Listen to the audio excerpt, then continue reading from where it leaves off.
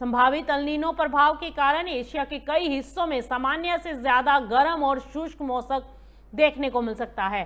कम बारिश और बढ़ते तापमान का भी सीधा असर धान की खेती पर पड़ सकता है। ऐसे हालात में उत्पादन घटने और कीमतें बढ़ने की आशंकाएं मजबूत हो जाती हैं। लेकिन सिर्फ मौसम ही नहीं, दुनिया में बढ़ते तनाव भी चावल बाजार को प्रभावित कर रहे हैं।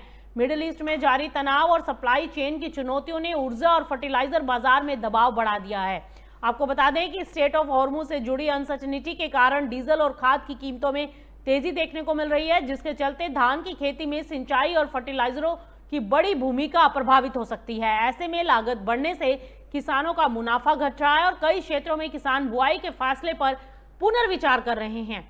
फिलीपींस पहले ही चेतावनी दे चुका है कि मजबूत अल नीनो की स्थिति में देश का धान उत्पादन करीब 7 लाख टन तक घट सकता है और अगर एशिया के अन्य देशों ने भी उत्पादन प्रभावित हुआ तो इसका असर अंतर्राष्ट्रीय चावल बाजार और कीमतों पर साफ दिखाई देगा।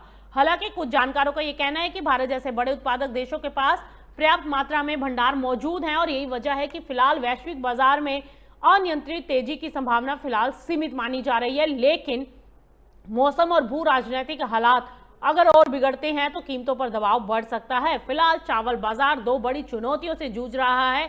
एक तरफ अल नीनो का खतरा है, मौसम का खतरा है, तो दूसरी तरफ बढ़ती उत्पादन लागत।